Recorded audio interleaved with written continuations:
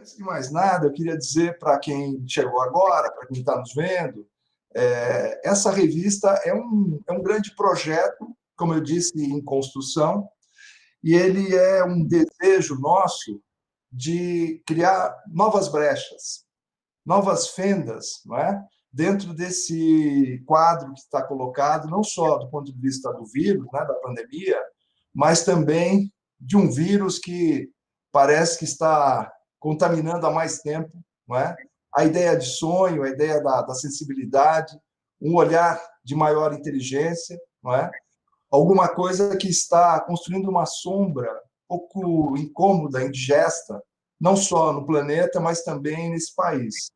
Então, a nossa vontade de, apesar de tudo e de todos, não é, buscarmos formas de romper, não é, de criar novos enzimas, novos oxigênios. Não é? A gente precisa agora, mais do que nunca, oxigênio para os pulmões, não é? Mas a ideia dessa revista é oxigenar as mentes. Não é? Então, é um nosso passo aqui, é a nossa parte a ser construída, como a gente está fazendo. Fechando um pouco a minha fala e passando a bola para o Péia, não é? Queria dizer que é um esforço, não é? É um esforço não só nosso, mas de um monte de gente que está vindo para essa discussão conosco, não é? Então, eu acho que cada passo que a gente dá é um degrau que a gente sobe em nome de uma vontade imensa da gente rediscutir as razões, não é, que nos fizeram estarmos assim. Não é? O que aconteceu? Não é? O que aconteceu desde cedo? Quais são as máquinas que engendram dentro dessa sociedade que vão levando, vamos dizer, a um estado de coisas que parecem coisas muito normais? Não é? É normal ser pobre, é normal ser obtuso, é normal ser indiferente, não é? É normal não ter emprego, não ter chances de evoluir, e a gente acha que a gente tem que começar a discutir seriamente isso. Tá? Então, basicamente, esse é o nosso ponto, essa é a nossa tese aqui, vamos dizer assim. E eu passo, então, para o Pompeia e para você, Tere, esse início justamente para nos brindar aí com uma ideia do que seria esse futuro. Obrigado, Anete, obrigado a todo mundo pela participação, né, aqui nessa tentativa de reflexão a respeito dos momentos que a gente está vivendo, e nada melhor do que ter a Tere aqui com a gente, principalmente para mim, que tem uma visão muito particular da Tere, pelo meu conhecimento, pela minha vivência, durante anos, né, na escola, na educação, no grupo de estudos. E, para mim, inclusive, quando pediram assim, Pompeia, me passa o currículo da Tere. E eu queria dizer que a Tere não pode ter um currículo. Seria formatar alguém que não tem nada a ver com formatação. Né? Então, eu acho que ela é sem currículo, a Tere é sem dogmas, sem regras absolutamente rígidas, né? Por quê? Porque é natural de uma pessoa que vive o tempo todo a reflexão sobre o que está fazendo, sobre o que está pensando e principalmente sobre a educação. A Tere é uma pessoa, para mim, né? E eu acho que para muita gente, né? Ela tem um amor visceral pela educação, né? E isso é muito importante. E ela serviu, para mim, como um fundamento, como a fundação da minha arquitetura na educação. Né? E o tempo todo, com a pulga atrás da orelha, de será que eu estou sendo narcisista ao falar com meus alunos? Ou será que a minha intenção é, de fato, que meus alunos possam evoluir, possam se construir, né, por meio das minhas reflexões. Então, a Teresa, de fato, foi a pessoa que eu mais aprendi sobre educação, desde os grupos de estudo né? Com Lauro de Oliveira Lima, Demerval Saviani, Anísio Teixeira, né? Que foram, de fato, muito importantes para a minha formação. Então, eu acredito que esse momento da revista Fôlego, ela está precisando disso, está precisando de gente não formatada, está precisando de gente que o tempo todo pensa com muita clareza sobre a atualidade, sobre todo o caminho que vai a educação no país, que para mim é o principal pilar da estrutura do Brasil, que é a educação. Então, eu vou parar de falar aqui, porque senão a TV não fala. Eu queria ouvir muito. Obrigado, TV. Obrigada a eu, Roberto. Você me botou numa sinuca de bico, porque o que você falou sobre a minha pessoa e sobre a minha trajetória profissional, eu vou ser obrigada a me desdobrar aqui para ver se eu consigo corresponder um pouquinho a isso que você falou. Mas, gente, boa tarde para todo mundo. Eu sou Terê desde sempre. Meu pai e minha mãe nunca me chamaram por outro nome que não fosse Terê, a não ser quando estavam muito bravos, aí era Terezinha. E eu trabalho com educação há 50 anos. Educação, ensino fundamental, que eu acho que hoje, nos dias de hoje, tem o nome correto. O ensino fundamental traz os fundamentos das ciências, das artes, das áreas todas de conhecimento. E o ensino fundamental, então, para mim, é o período mais inspirador do momento de educação. Do momento de educação que eu gosto de visitar, conhecer e trabalhar com, embora eu ache que todo mundo se educa sempre.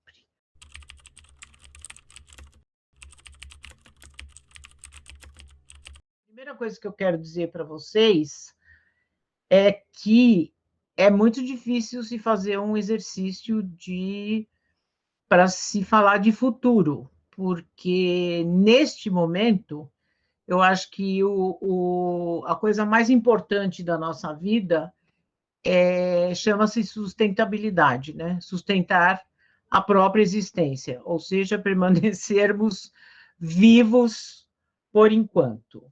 Mas eu não quero ser, gente, pessimista. Aliás, eu acho que um educador não pode ser pessimista jamais, não combina. É incompatível ser educador e ser pessimista. Então, eu vou lembrar para vocês que depois da Idade Média veio o Renascimento. E eu vou dizer para vocês, então, que eu acho que assim, como é que a gente vai fazer um exercício de pensar no futuro?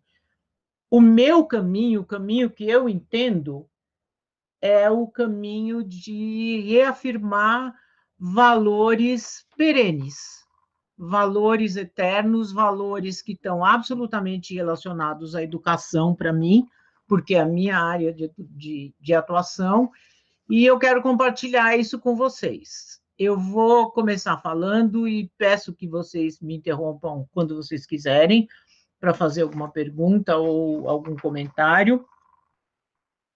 Mas eu acho que, falando de educação, a gente tem que falar de escola, porque não estamos falando da educação lato sensu, estamos falando da educação stricto sensu, o que um educador pode fazer para bem educar os seus alunos. Então, gente, como eu disse para vocês, eu vou ficar um pouquinho desviado aqui, o meu olhar vai ficar um pouquinho desviado, porque eu estou seguindo o meu roteiro aqui, a minha cola. O Ortega y Gasset, aquele filósofo espanhol, dizia que a educação é a arte de transformar a sociedade. Eu quero chamar a atenção para o termo que ele usou, gente. Ele falou arte. Ele não falou a técnica, a ciência, ele falou arte. E de transformar. E o que é que a gente faz para transformar? A gente oferece algo que não está presente naquele momento. Agora, se a gente for nessa linha de raciocínio, vocês vão pensar junto comigo, com certeza, porque isso é senso comum, que a educação das escolas, de maneira geral, não transforma. Não transforma. Ela reproduz, ela repete, ela oferece mais do mesmo. E aí é muito engraçado dizer para uma criança, para um jovem, para um adolescente, quando ele sai da escola, vá transformar o mundo. Ele não vai transformar o mundo, porque ele aprendeu a reproduzir, ele aprendeu a fazer mais do mesmo. Então, para fazer alguma coisa diferente, você tem que ensinar o diferente. Você tem que fazer a diferença. Esses termos tão batidos, né, do nosso cotidiano são tão pouco significativos, porque fazer a diferença obrigatoriamente significa fazer diferente. Obrigatoriamente. Então, o que o Ortega HC dizia, que a educação era a arte de transformar a sociedade. Então, o que a gente tem que fazer para transformar a sociedade? A gente tem que oferecer o que está faltando para ela. O educador ele deve ser um perseguidor, ele deve ser um detetive, um investigador de tendências. Ele deve tentar entender o que vem depois, ele deve projetar o aluno dele para anos depois e pensar, se ele continuar nessa linha, como é que ele vai ser? Para conversar com o pai, para fazer um diagnóstico melhor do seu próprio aluno, para antecipar ações e procedimentos com esse aluno. Então, o educador tem que ser, antes de tudo, um perscrutador do futuro. Ele tem que tentar ter a maior clareza possível das tendências, porque o que está faltando para a sociedade é que a gente tem que oferecer para o nosso aluno.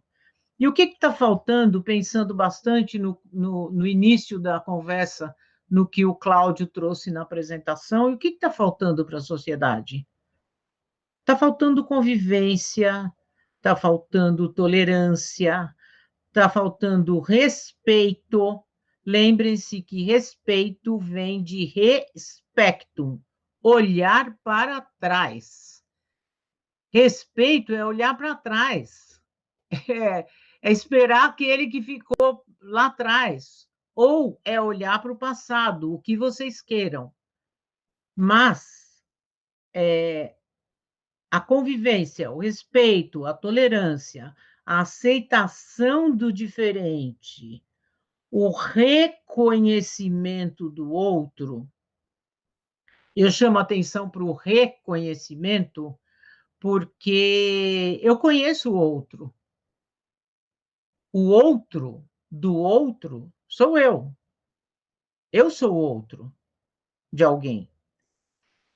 Então, reconhecer é se conhecer e reconhecer no outro um ser que faz parte da espécie humana. Fala-se tanto em humanismo, mas o humanismo nada mais é do que isso aqui, do que esses 5 ou 6 conceitos, que infelizmente são tão abstratos, tão raros e tão pouco frequentes nas nossas sociedades, que a gente só pode esperar por um renascimento mesmo, né? Para rehumanizar as pessoas. Então, para a escola, gente, cabe fazer esse trabalho de ensinar a conviver, de ensinar a respeitar, de reconhecer que se o outro é tão diferente e estranho para mim, eu sou o mesmo para ele. Então, esse exercício de se pôr um pouco no lugar do outro é fundamental. E como é que a gente ensina isso? Não é catequizando e falando. é agindo, é com ações, é com conteúdos escolares que revelam isso. Então, por exemplo, um dos trabalhos mais importantes que eu vejo na escola é o trabalho de conhecimento de mitos, mitos de criação. Mitos de criação. Lembrem-se que o Fernando Pessoa dizia que o mito é o nada que é tudo. E esse trabalho de apresentar mitos de criação judaicos, egípcios, gregos, africanos, indígenas, esse trabalho de mostrar como é que os povos explicam o mundo, como é que os povos explicam como tudo surgiu, é o trabalho por excelência da escola, gente.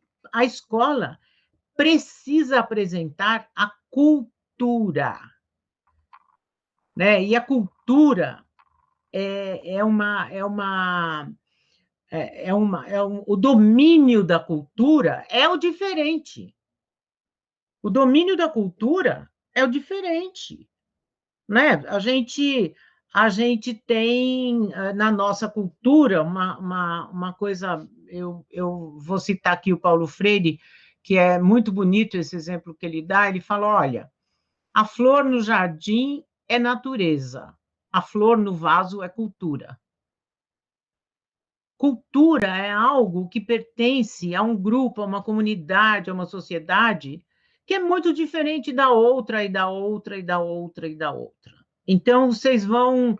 Eu vou talvez ser até exaustiva, se me perdoem isso, mas esse é o caminho de educação, é o caminho de rehumanizar, é o caminho de sensibilizar, é o caminho de apresentar a natureza e a arte. A natureza e a arte são os dois grandes caminhos de cura do ser humano, de cura. As duas provocam, tanto a natureza quanto a arte, um tipo de emoção na gente que a gente não sabe nem nomear. A gente não sabe nomear como se chama essa emoção estética.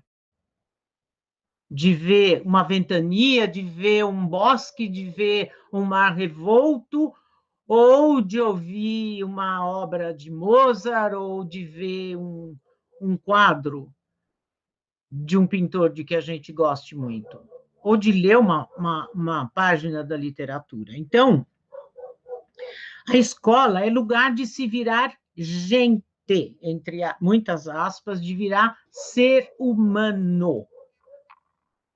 É aprender a olhar no olho, é falar bom dia, é observar as pessoas, é reconhecer essas diferenças todas que existem entre as pessoas, né? É lugar de aprender a ser roliço. Eu vou fazer um parênteses aqui.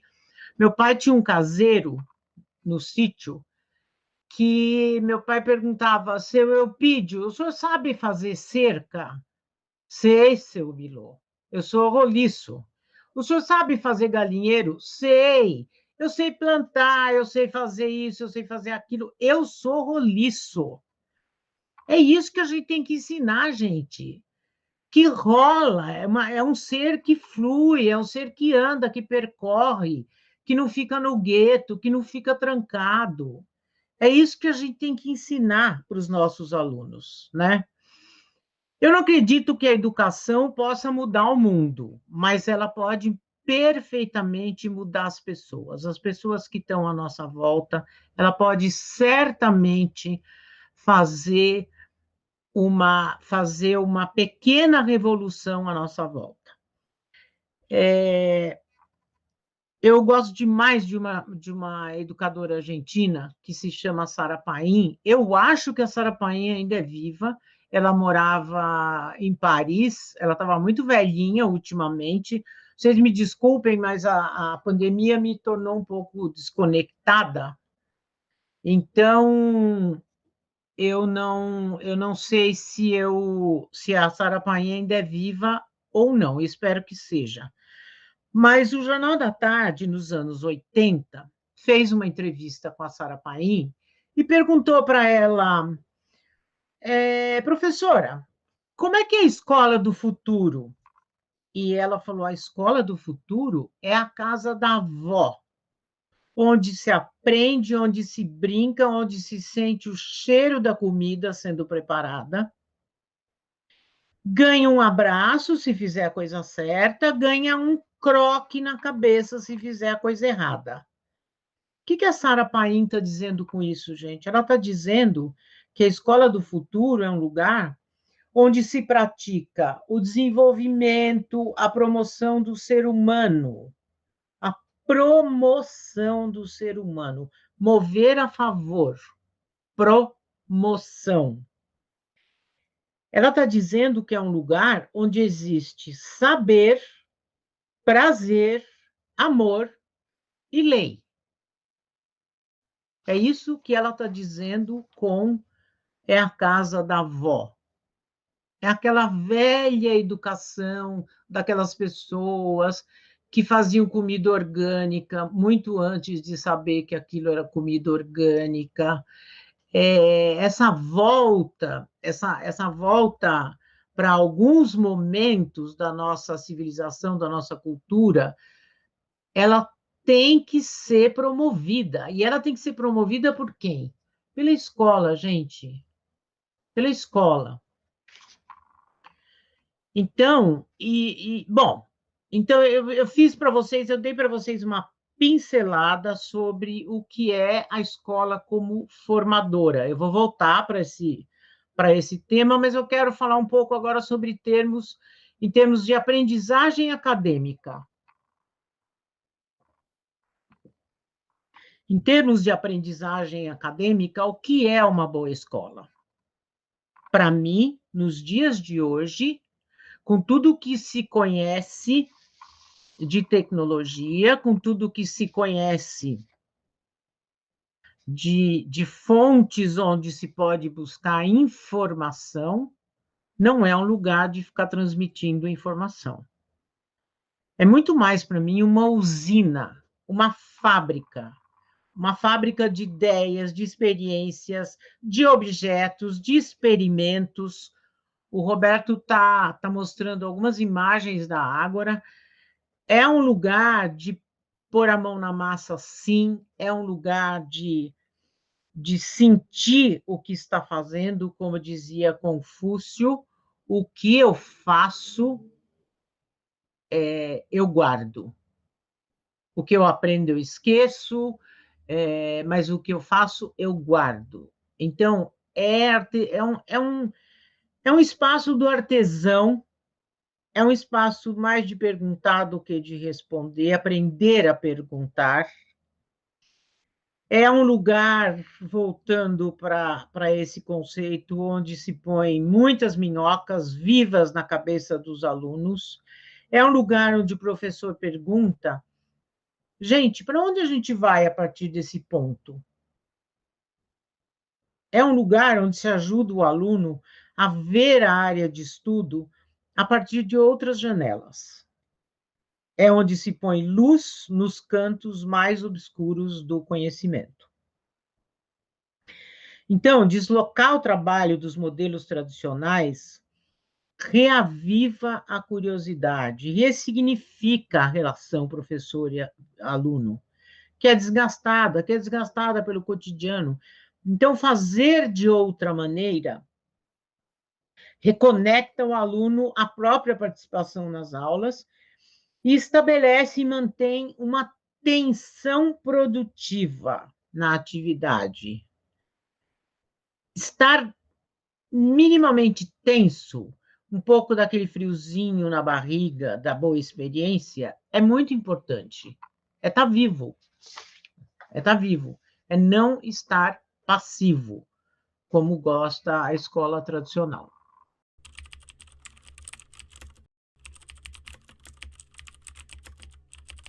Antigamente, as pessoas tinham uma família, geralmente os núcleos familiares eram gigantescos, sabe? Era tia-avó. Quem lembra disso, gente? Alguma criança de hoje sabe o que é tia-avó? Eu duvido muito. Primo em segundo grau, mas duvido muitíssimo. Não tem ideia.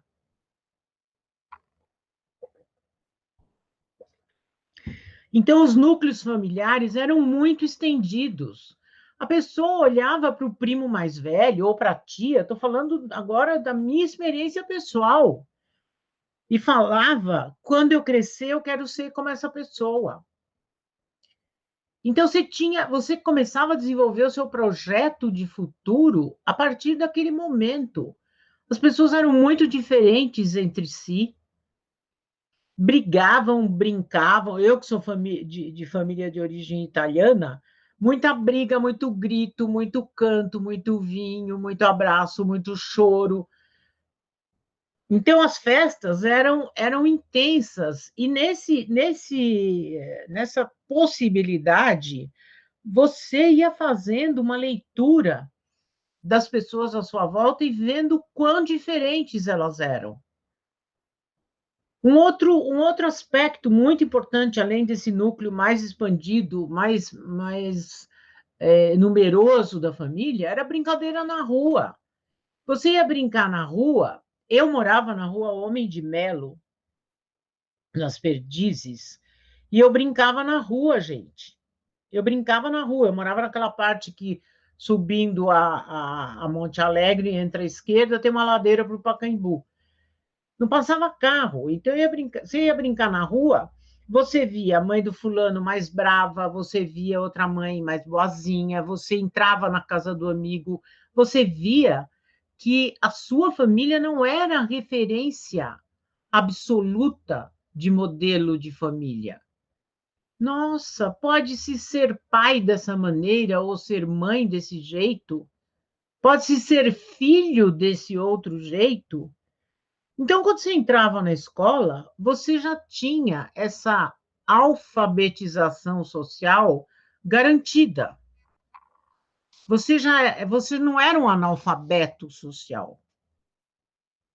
Eu percebo no ensino fundamental, as crianças entram com 6 anos na minha escola, e eu percebo uma dificuldade muito grande de se deslocar, de se transferir, de se reconhecer, né, de se conhecer e reconhecer como um diferente entre outros.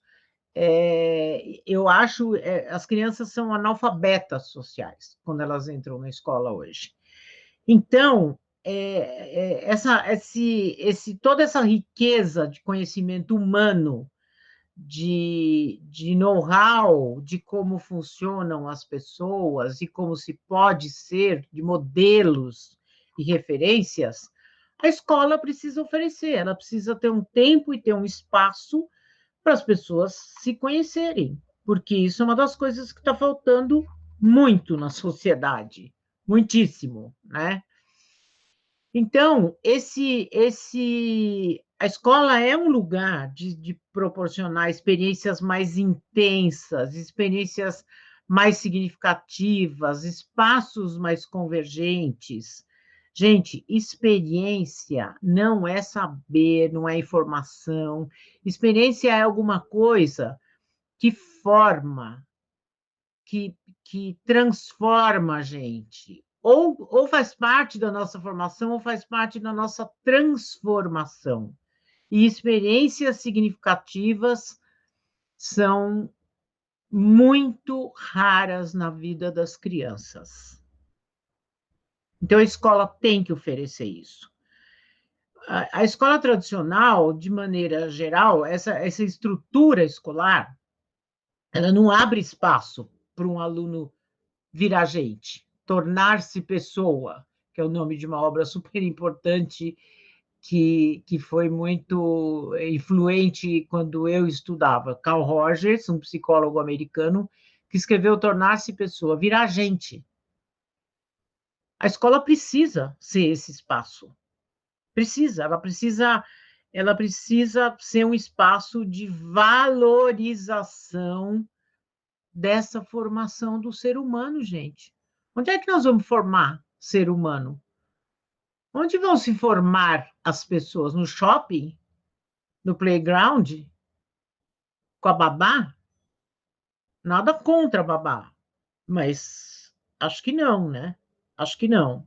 Você tem que conviver com os seus pares, né?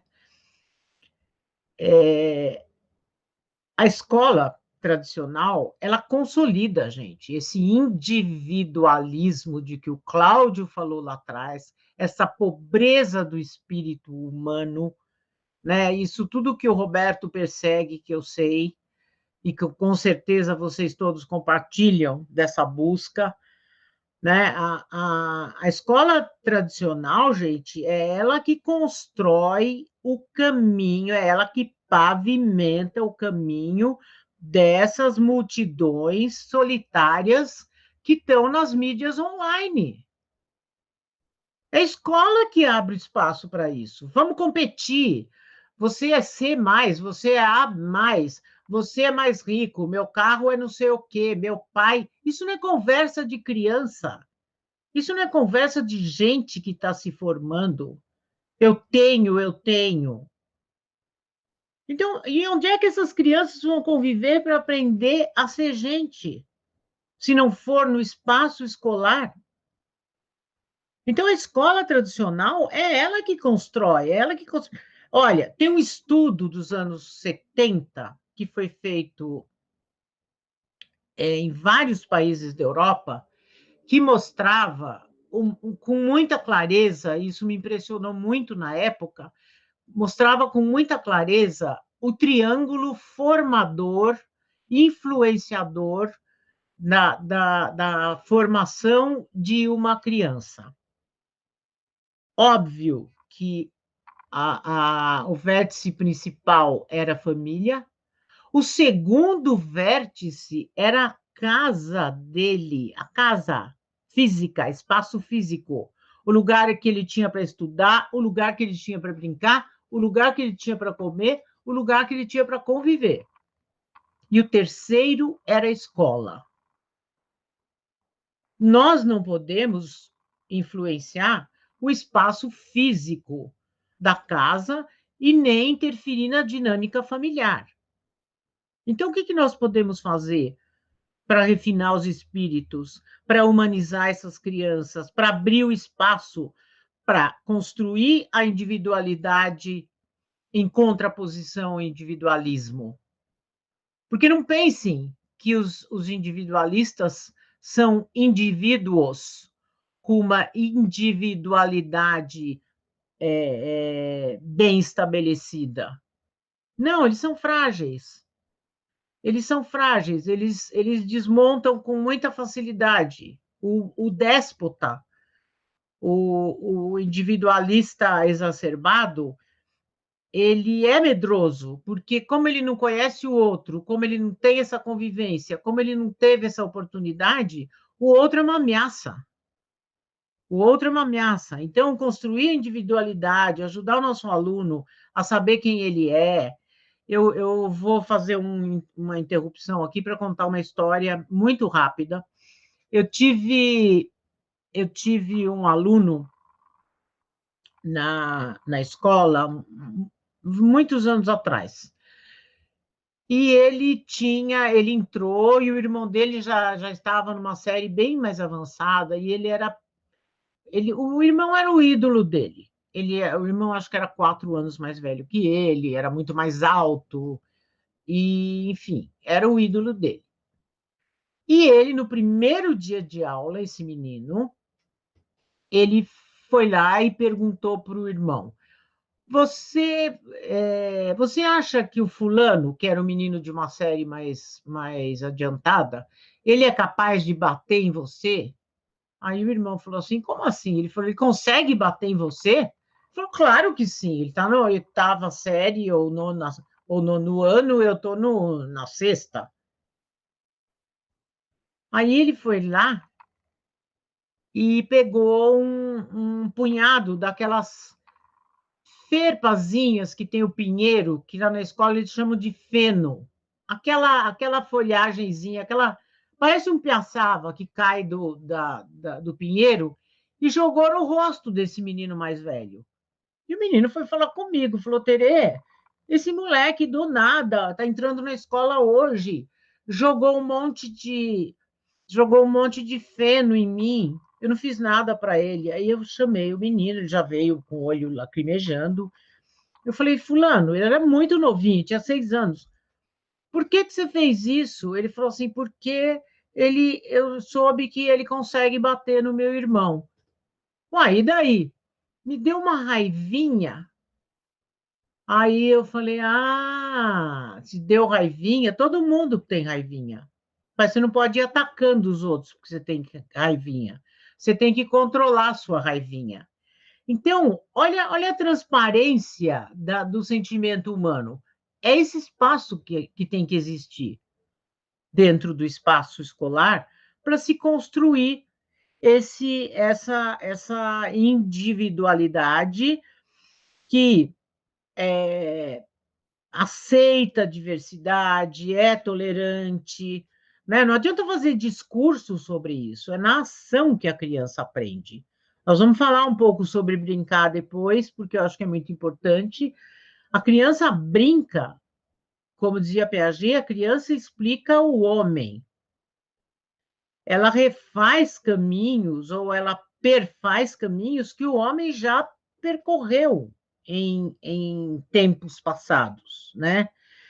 Então, a escola, gente, deveria ser o lugar, encerrando um pouco esse assunto da alfabetização social, de resgate, né, de reunião de grupos de diferentes idades, de experiências de vida diversas. As crianças deviam conversar muito com seus avós para conhecer histórias de família. A gente acha muito bem-vindo os pais irem à escola ou estarem na escola falando sobre suas profissões. A gente acha muito bem-vindo o menino mais velho ajudar o menino mais novo, ensinar a tolerância, ensinar coisas que ele sabe e, obviamente, relembrar como ele foi, né? Porque assim aquela arrogância natural da adolescência fica um pouco diluída.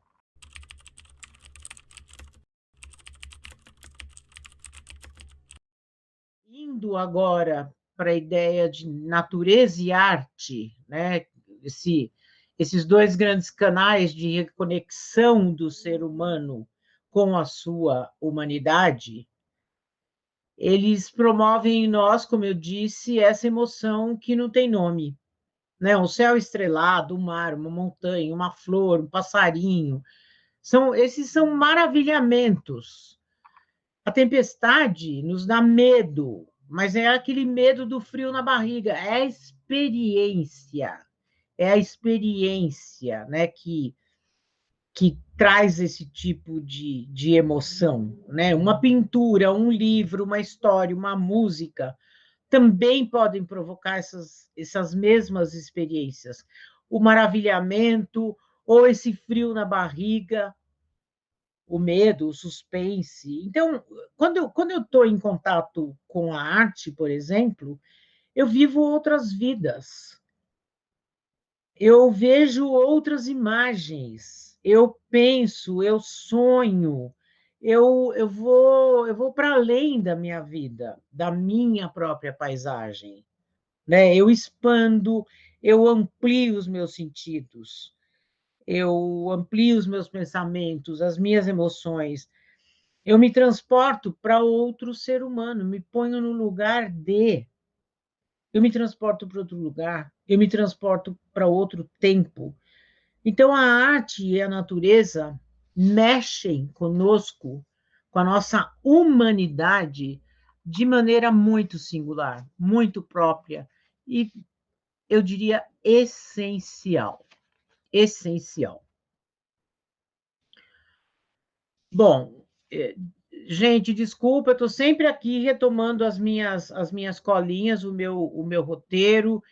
Eu acho que eu falei, eu dei uma pincelada no que eu acho que é muito importante trabalhar na escola, falei dos mitos, a música de outros países.